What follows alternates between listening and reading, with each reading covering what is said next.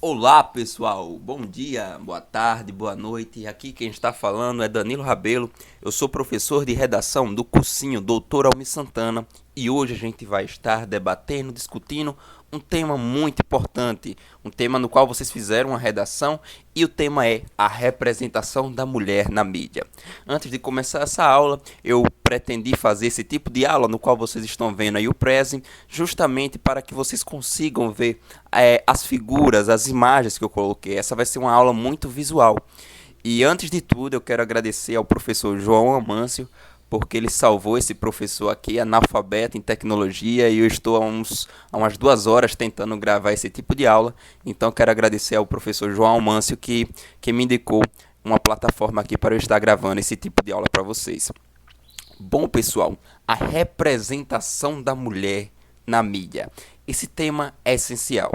E antes de tudo, eu não sei quanto tempo vai durar essa aula. Acredito que não vai durar muito tempo, justamente porque eu estava lendo em alguns dias e o papel do professor é ser uma espécie de tatu ou ser uma espécie daquele furão. Sabe furão, aquele... Cuidado com o que vocês estão interpretando, viu, pessoal? Aquele animal que faz os buracos no chão. Então esse é o papel do professor.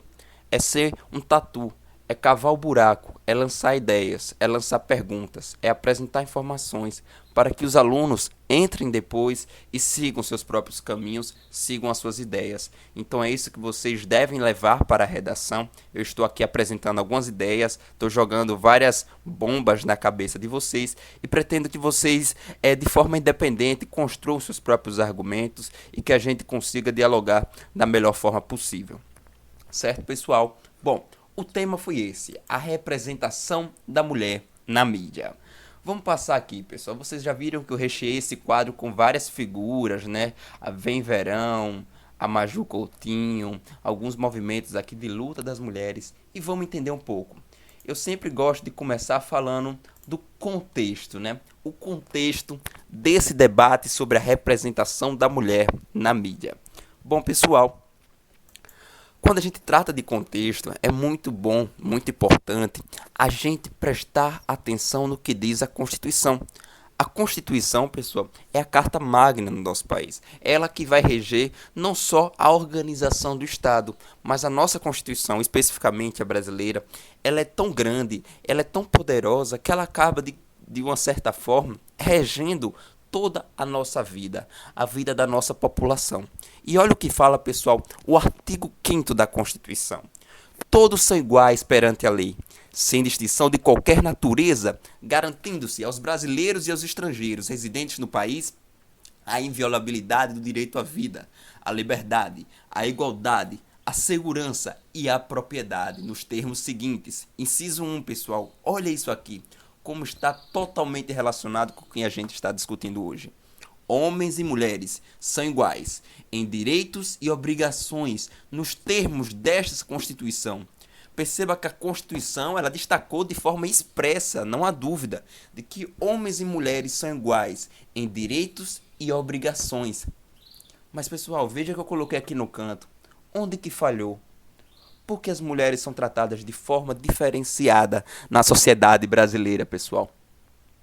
Por que ocorre essa divergência? Por que ocorre essa submissão das mulheres? Onde foi que a gente falhou, pessoal? Será que a gente realmente falhou? E agora, pessoal, eu vou trazer algumas imagens para vocês, algumas imagens de propagandas de como essa mulher é representada na mídia, e eu tive o cuidado, pessoal, de não pegar nenhum tipo de propaganda antiga para ficar parecendo que, olha, ele falou quando o machismo ocorria na década de 60, de 70. Não, pessoal. Essas são propagandas que estão ocorrendo agora, de 2019, 2020. A primeira dessas, pessoal, olha essa imagem. Veja, Axe é uma marca de desodorante, né, pessoal? Qual a necessidade, qual a relação entre uma mulher com uma roupa bastante provocativa, aqui de calcinha, passando uma ideia de sensualidade e o uso do desodorante, pessoal? Veja que isso berra, isso pessoal, vai ao extremo do sarcasmo, ao extremo como é que eu posso dizer? Falta até palavras, pessoal. Ao extremo da bizarrice. É essa palavra. isso vai ao extremo da bizarrice. Um comercial de desodorante, algo que você vai utilizar no seu sovaco, é necessário apresentar uma mulher. É necessário apresentar uma mulher seminua. Um objeto no qual os homens vão consumir, assim como o desodorante. Perceba que essas propagandas, pessoal, elas trabalham sempre com essa ideia de objetificação da mulher. A mulher como objeto. Poxa, professor, mas você escolheu uma propaganda entre 1000. Não, pessoal, eu vou passar aqui e vou mostrar outras propagandas para vocês. Essa aqui, pessoal, é uma propaganda da Cristal que está passando toda hora aí na TV. E o que ela fala, pessoal? Inclusive, vocês podem ver aqui que está com uma legenda em espanhol. Essa aula eu acho que vai ter cerca de 20 a 30 minutos, mas o complemento dessa aula, nossas aulas geralmente têm 45 minutos, vai ser esse documentário, pessoal. A mídia brasileira e a mulher. Ele tem 14 minutos e eu quero que vocês assistam, pessoal. Inclusive eu tirei um print desse vídeo, porque ele fala justamente, ele analisa as várias propagandas nacionais brasileiras e mostra como essa mulher vai sendo representada e algumas curiosidades dessa representação. O que essa propaganda da Cristal se propõe a dizer, pessoal, é que homens tomam cervejas para conseguir uma mulher, para pegar uma mulher. Então esse cara vai lá no Alasca atrás dessa mulher, pessoal. Perceba que é sempre essa ideia. Na outra era consumir o desodorante e consumir a mulher. Agora é consumir a cerveja para conseguir a mulher. Perceba que a mulher ela não tem nenhum protagonismo, ela não tem nenhuma liberdade. Ela é sempre um objeto a ser consumido no meio de vários homens que estão, como eu posso dizer, pessoal, de homens carnívoros. Veja que cena maluca. Imagine, pessoal, daqui a um século, os nossos filhos não, né? Os nossos netos vendo isso aqui, pessoal. Parece um ritual canibal, né? Um cara trazendo o objeto e várias pessoas felizes comemorando. Vamos olhar outra propaganda, pessoal. Olha essa da escola. Se eu não me engano, essa foi do ano passado, pessoal. Foi de 2019, 2018. A mulher como submissa, pessoal. Essa propaganda, ela traz algo interessante. Porque, veja, é o homem que está no trabalho, é o homem que desenvolve uma relação de poder. Enquanto que a mulher é aquela que está descansando, é aquela que está sempre no lazer, é aquela que depende do homem. Então toda essa propaganda gira em torno da ideia de que enquanto o homem está trabalhando, ele consegue ao mesmo tempo agradar a sua mulher. Então ele faz massagem nos pés, com os pés nas costas dela, ele toca alguma música para ela, ele está a todo momento agradando ela, como se ela fosse um animal, como se fosse um cachorrinho no qual ele estivesse jogando a bola, pessoal, para ela pegar. Então perceba que essa propaganda ela é bem agressiva, e ela passa um pouco dessa representação da mulher na mídia, pessoal. A mulher como figura nacional, pessoal. Como esquecer isso? Inclusive eu coloquei essa imagem aí para vocês dentro dos textos motivadores, porque a Globo, ela baniu a Globeleza depois de vários, pessoal, movimentos nacionais contra a Globeleza, porque mostravam uma mulher pelada, uma mulher nua, e o pior dessa situação, pessoal, é passar a ideia de que essa mulher, ela representa a mulher brasileira, a mulher nacional. Então, os estrangeiros, os gringos, viam essa mulher, essa globeleza, como um padrão de mulher brasileira. A mulher submissa, a mulher que está se expondo ali na televisão, seria aquele padrão brasileiro. É tanto que é muito comum a gente ver algum tipo de entrevista no exterior, e quando se fala da mulher brasileira, sempre vem essa ideia daquela mulher envolvente, daquela mulher com peitos, com bundas grandes, pelada, sambando. Então veja que aqui o machismo ele foi tão grande e é tão agressivo que a mulher ela passou a ser vista como um símbolo nacional, assim como a bandeira, assim como o hino nacional. A mulher, e principalmente aquela mulher sambando, aquela mulher pelada, ela passou a ser vista como uma figura nacional. Então veja que dentro dessa representação da mulher na mídia, a cena é muito mais agressiva. Percebam, pessoal, que essa mulher, ela passa a ser vista como uma figura nacional. Essa mulher submissa, essa mulher exposta em sua naturalidade, ela passa a ser vista como uma figura nacional. Qual a mulher, pessoal, presente na mídia? Essa é uma pergunta que eu queria colocar na cabeça de vocês. Eu utilizei essas duas figuras em minha monografia, em meu trabalho de conclusão de curso. É de uma propaganda que mostra, tenta passar como as mulheres elas são apresentadas de forma diversa, pessoal. Veja que a mídia ela tem um papel muito importante, porque ela constrói a subjetividade dos telespectadores. Os telespectadores passam a ver uma mulher de determinada cor de uma forma e uma mulher de outra cor de outra forma. E a mídia ela tem esse papel porque ela constrói, pessoal, ela constrói as nossas subjetividades. Então veja que uma mulher branca, ela está aqui pegando um casaco e é perguntado a uma pessoa que passa na rua, parece que é uma reunião, e pergunta: o que você vê nessa imagem? E a pessoa responde: ah, eu vejo uma design de moda. A mesma imagem, pessoal, o mesmo casaco, no mesmo local. Olha-se para a mulher negra e pergunta: o que você está vendo aqui nessa imagem? E outra pessoa diz: ah, eu vejo uma vendedora ou uma costureira. Perceba como muda, pessoal, os adjetivos. Perceba como muda, pessoal, as profissões. Como as profissões mudam simplesmente em razão da cor da pele. Então, pessoal, qual é a mulher presente na mídia? Quem fala isso muito bem, pessoal, é esse documentário que eu vou colocar aí no link para vocês. Porque, pessoal, nós temos uma população no qual 54% é negra, nós temos uma população que em sua grande maioria é pobre, nós estamos vendo agora essa discussão em razão do coronavírus. Mas, pessoal, qual é a mulher que aparece na TV? Qual a mulher que aparece nos comerciais como sendo a modelo? Modelo de mulher, pessoal. Essa é uma pergunta muito importante de se fazer. Percebam, pessoal, que a modelo de mulher que sempre aparece naquele comercial de hidratante, naquele comercial de absorvente, ou então aquela família que aparece no comercial de margarina, ela sempre vai ter essa mulher. Uma mulher branca, uma mulher magra, uma mulher loira, quase sempre, pessoal. E perceba que sempre é enaltecida esse caráter sensual dessa mulher, pessoal. Agora, pessoal, como que fica uma população que não se encaixa, pessoal, nesses valores, pessoal, que não se encaixa nesse perfil? Perceba que isso é uma grande alienação da população feminina brasileira, porque a todo momento aparece na TV brasileira um padrão de mulher que é muito distante da nossa realidade, da nossa diversidade de mulheres, mulheres com tamanhos, com cores, com costumes diversos, mulheres que pretendem ou têm tatuagens, mulheres que andam como religiosas com determinado vestido. Percebo que não, pessoal, é sempre esse tipo de mulher aqui que sempre aparece representada nos comerciais e na televisão brasileira. Perceba, pessoal, que a nossa realidade, a população real, ela não se encaixa totalmente nesse padrão, pessoal.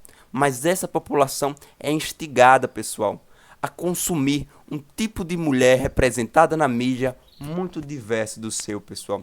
E isso, pessoal, a gente está falando aqui de forma bem objetiva, mas imagine, pessoal, o dano psíquico, o dano para adolescentes que estão passando por um período de mudança nas suas vidas e percebem desde o início que não se encaixam naquele padrão e que tentam, através da academia, através de maquiagem, pintando, cortando o cabelo, se encaixar naquele padrão. Tenta, pessoal, se mutilar para se encaixar naquele padrão que a gente viu, pessoal. Então, qual o tipo de mulher que está aparecendo na TV? Isso é muito importante a gente pensar e refletir quando se fala da representatividade da mulher na mídia brasileira, pessoal. Qual a mulher que aparece? Onde, pessoal, as mulheres devem estar? Aonde elas quiserem. Essa é a Maju Coutinho, eu creio que vocês conhecem. E percebam, pessoal, como a gente precisa estar discutindo isso aqui e destacando como se fosse um fato único, algo que aconteceu agora. Chama muita atenção e houve muita discussão por causa disso, pessoal. O fato de que ela era uma mulher negra. Assim que ela começou a apresentar o Jornal Nacional, surgiram vários vídeos, as pessoas questionando, as pessoas dizendo que ela não devia estar ali. Próprios familiares meus, pessoal, chamaram a atenção. Olha, é novata essa apresentadora, cabelo diferente dela. Percebam que o lugar da mulher negra nunca foi enxergado nesses locais de poder, pessoal. Então a Maju Coutinho, ela mostra, ela serve como referência para uma nova geração de meninas que estão ligando o jornal, estão, pessoal, sendo influenciadas e se inspirando na história da Maju Coutinho. Eu fui pesquisar, pessoal, essa imagem aqui para colocar no press de vocês. E podem escrever aí no Google, façam um teste. Peguei o celular de vocês agora. Escrevam Maju Coutinho. As primeiras pesquisas que vão aparecer, pessoal, não é sobre o conhecimento dela, não vai ser sobre características dela, como onde ela nasceu, idade, mas apenas vídeos e informações destacando. Maju errou, ela será demitida do Globo. Quem é essa nova repórter? Por que ela está aí? Perceba que vocês vão ver vários vídeos aí do YouTube dizendo que ela foi demitida porque ela errou ao vivo. Então perceba, pessoal, que a linha é muito fácil, a linha é muito tênue para pessoas como a Maju Coutinho saírem de um lugar no qual a mídia destaca como se ela não devesse estar ali.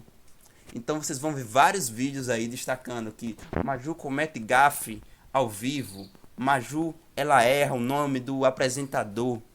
Perceba que a todo momento é destacar, ela não devia estar ali. Então essa reflexão é muito importante, pessoal.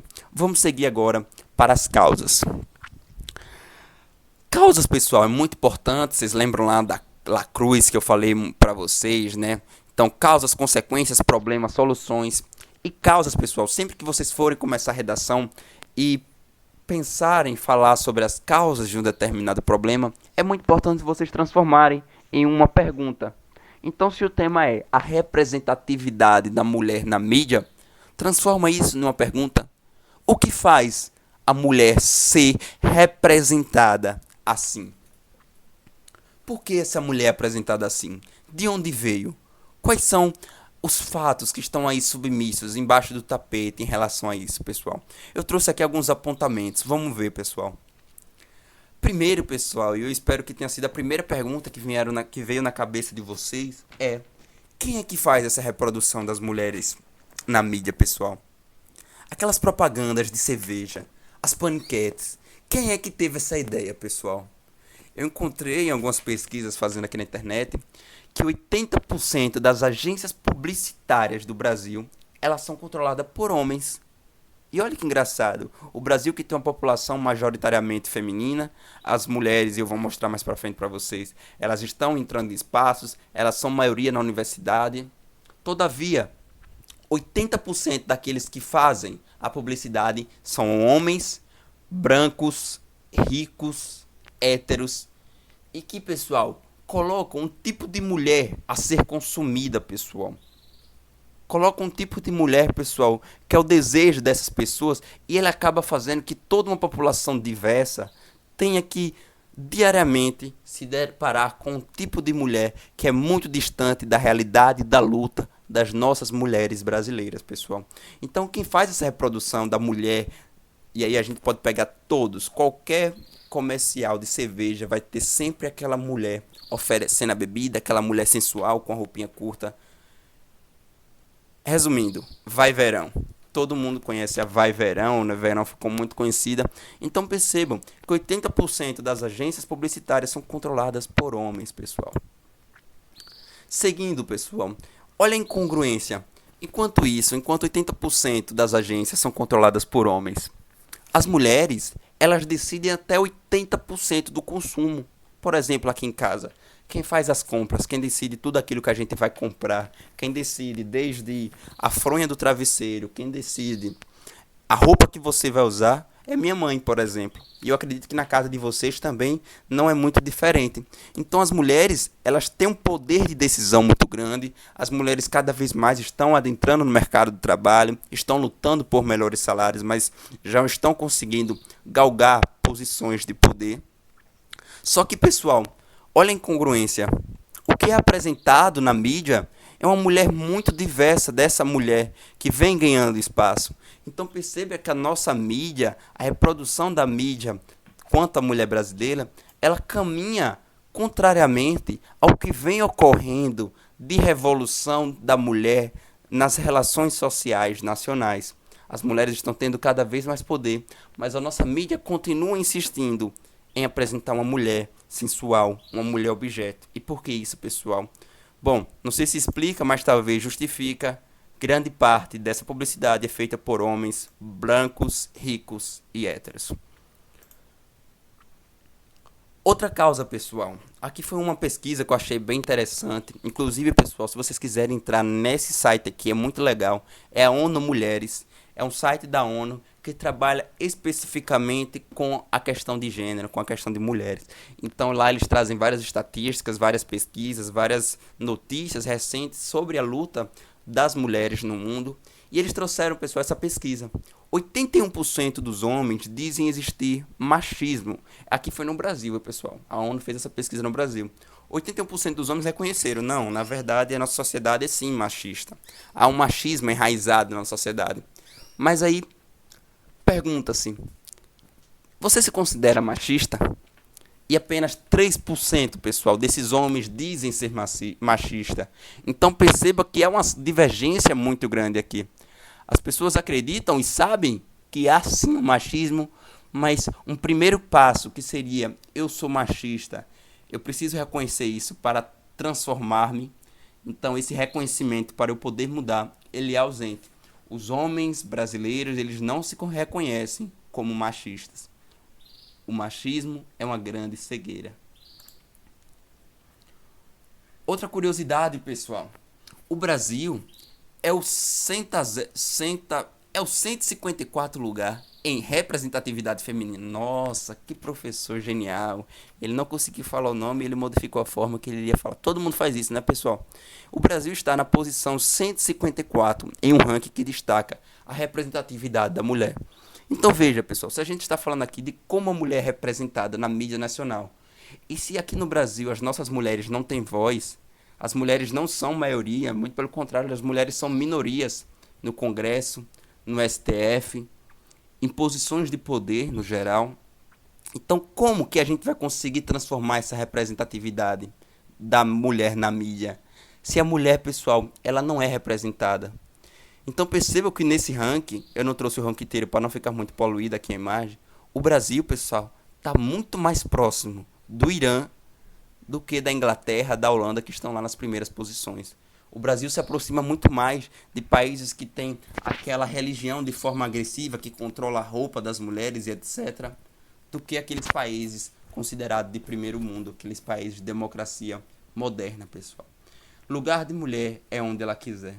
Essa é uma frase muito legal para vocês colocarem em qualquer tipo de redação sobre essa temática feminina. Outra coisa, pessoal, o problema ele é estrutural. O problema ele é histórico. Esse problema não é uma novidade. Esse debate sobre a representação da mulher, ele não é algo recente, pessoal. Talvez ele tenha sido inflado e agora a gente está discutindo muito mais isso, porque as mulheres estão ganhando poder. Mas, pessoal, não sei se vocês sabiam, mas até 2017, as mulheres presas nos presídios femininos, elas pariam algemadas, pessoal. Exatamente. Elas eram levadas para os hospitais e lá o obstetra fazia o parto com elas algemadas, pessoal. Perceba que isso é uma dupla tortura. Perceba, pessoal, que aqui eu estou abrindo um pouco mais a discussão, não estou falando tanto sobre a questão da representação da mulher na mídia, estou falando mais sobre outras violências sofridas pelas mulheres, mas é porque o tema da redação ele pode vir de forma um pouco mais ampla, talvez não pegando a representação na mídia, mas falando sobre a luta das mulheres na atualidade. Então a minha ideia aqui é trazer informações, trazer várias bombas, várias pipocas na cabeça de vocês, que podem ajudar vocês a utilizar várias dessas informações aqui presentes em qualquer outro tipo de tema. Até hoje, pessoal, não sei se vocês sabem isso, as mulheres elas precisam da autorização do seu esposo para conseguir uma esterilização. Exatamente, para não ter mais filhos, pessoal. Eu não sei se o pai de vocês conhecem algum tio, fazem vasectomia e não precisa de nenhum tipo de autorização da mulher. Mas por que, pessoal, a mulher precisa da autorização do homem? Por que há essa divergência? O homem pode decidir não ter mais filho, e claro, a mulher não vai ter mais filho se ele não puder, mas a mulher não pode ter essa decisão sozinha. A mulher ela precisa ter autorização do seu esposo. Então percebo que isso é meramente um sistema de dominação. Isso é um resquício, pessoal, de uma sociedade calcada em um machismo, em um controle, em um poder dos homens sobre as mulheres.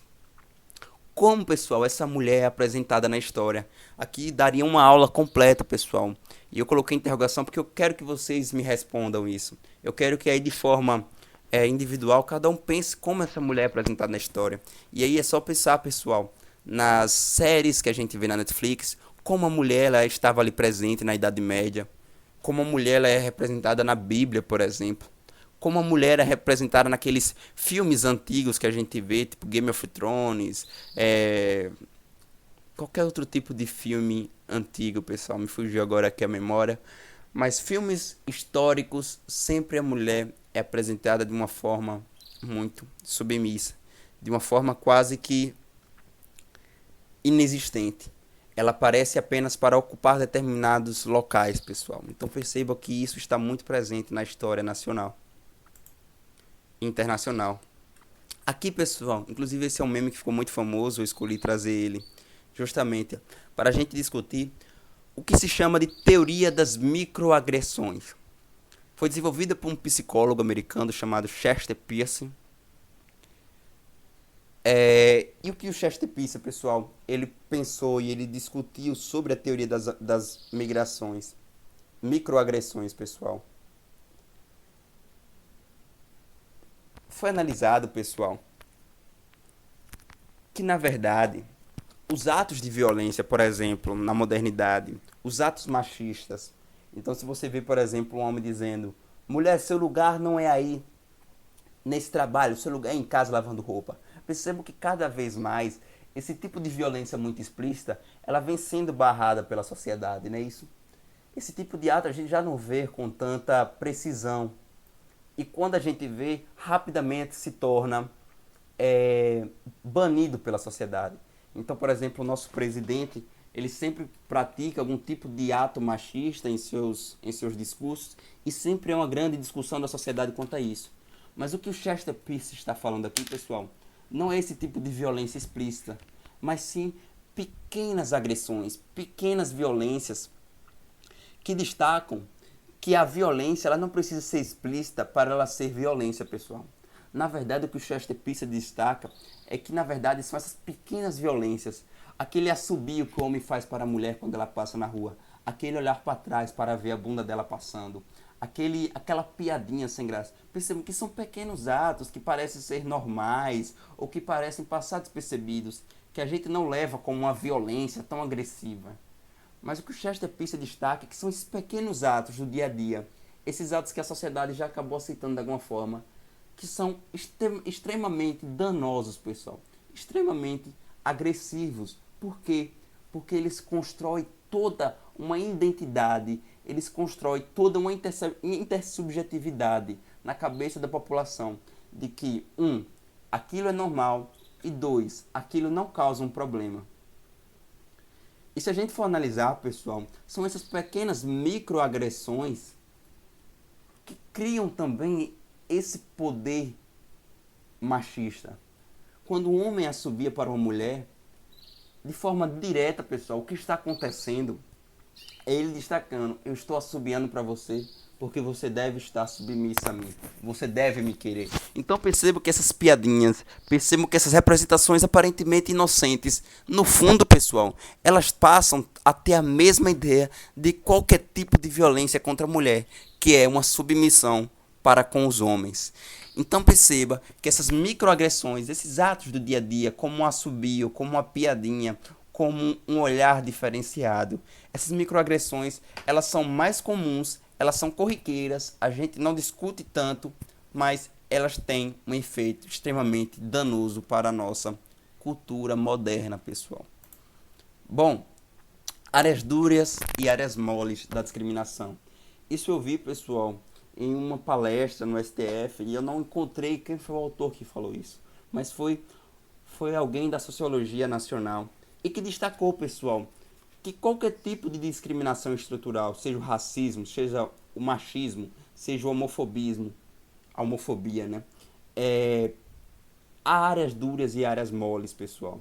Há áreas que é muito mais fácil de serem enfrentadas, porque há áreas moles, pessoal, no qual as mulheres elas são aceitas. Então perceba que geralmente telemarketing, olha, eu não tinha visto, eu tinha olhado só essa primeira imagem, mas atrás a gente só vê mulher. Há várias áreas que a gente destaca como sendo áreas femininas. Então se a gente pega, por exemplo, cursos universitários, curso de odontologia, curso de enfermagem, é majoritariamente feminino. Isso porque é uma área mole da discriminação. A discriminação aceita que as mulheres ocupem esses locais. Mas mesmo assim é uma discriminação e quase que um direcionamento, que é como se dissesse: mulher, o seu lugar é ser enfermeira, o seu lugar é ser dentista, o seu lugar não é ser engenheira mecânica, por exemplo, ou engenheira elétrica. Perceba que na área mole há também uma discriminação extremamente agressiva. Enquanto isso, pessoal, há áreas duras da discriminação. São áreas, pessoal, no qual discutir o papel da violência é muito mais agressivo, porque há locais em que as mulheres elas não são aceitas ou são aceitas sempre com muita dificuldade, com muita discussão. Por exemplo, eu trouxe essa mulher aqui sendo árbitra de futebol. É muito comum, eu que assisto o jogo, né, eu que gosto muito do Vai São Paulo. São Paulo há muito tempo não vem ganhando, não sei porque eu gritei Vai São Paulo. Mas sempre que tem uma árbitra mulher, sempre tem algum tipo de comentário do narrador, destacando: olha, e hoje quem apita o jogo é uma mulher. Olha, a bandeirinha é uma mulher. Enquanto que, pessoal, ele não ressalta quando o bandeirinha ou quando o árbitro é um homem. Isso porque já está naturalizado esse local como sendo um local masculino. Então perceba que há áreas duras da discriminação, áreas na qual não se aceita que a mulher ela adentre. Então nós temos aqui o exemplo da árbitra de futebol, mas nós temos, falando de universidade, determinados cursos, principalmente as engenharias exatas, como se não fosse um local no qual as mulheres devessem estar presentes, pessoal. Bom, vamos falar aqui das consequências. E jogo rápido, pessoal. Sempre que eu falo de consequências, eu tento escrever de forma rápida no meu caderno aqui, quando eu estou preparando a aula para vocês. Isso porque eu quero que venha na minha cabeça, eu quero que escrever justamente aquilo que está mais presente. Quando eu falo de consequências, e é este jogo que vocês devem ter quando estão ali fazendo a redação e tem pouco tempo, é escrever rapidamente aquilo tudo que veio na cabeça quando o tema tratado foi esse. Desculpe. Então, pessoal, quando eu falo das consequências da representação da mulher na mídia brasileira, o que me veio na cabeça rapidamente? Bom, quando a mulher é representada negativamente, são aqueles casos da Paniquete, são aqueles casos dos comerciais de cerveja que a gente viu. Quais são as consequências pessoais de uma representação negativa da mulher? Bom, primeiro gera assim um estigma social. Um estigma social é nada mais nada menos do que uma ideia de antemão de como aquela mulher ela é representada. Quando a gente fala de estigma social, já vem na nossa cabeça que a mulher ela deve ocupar um determinado lugar. Ela deve se portar de determinada forma. E aqui peguem a educação de crianças, por exemplo. Epa, você é menina, não sente com as pernas abertas. Você deve sentar assim, com a perna em cima da outra. Perceba que tudo isso está dentro de um estigma social. Uma forma na qual coletivamente a população enxerga as mulheres. Coletivamente a população enxerga as mulheres como ocupando determinado local, como exercendo uma determinada profissão. Além disso, pessoal, uma das consequências é essa submissão feminina. Apresentar a mulher como alguém que deve estar submissa aos comandos do homem. Então, se a gente pega os cargos de direção, por exemplo, aqui no Brasil, parece que apenas 10%, pessoal, são ocupados por mulheres. Então, isso destaca que essa representação da mulher na mídia passa sempre essa ideia. As mulheres devem estar submissas a nós homens que estão fazendo essa propaganda. Outra consequência, pessoal, é fortalecer essa ideia da mulher como objeto. A mulher que vai ser consumida assim como aquele produto no qual está se veiculando a propaganda. Então é a cerveja, é o desodorante, é o perfume, é o carro. Mas sempre apresenta-se uma mulher ali do lado, uma mulher que está fazendo a propaganda, que vai ser aquela mulher consumida também como objeto, assim como aquele produto. Isso tudo, pessoal, gera uma exclusão social. Aqui eu poderia trazer vários exemplos, mas essa representação negativa da mulher gera sim uma exclusão social.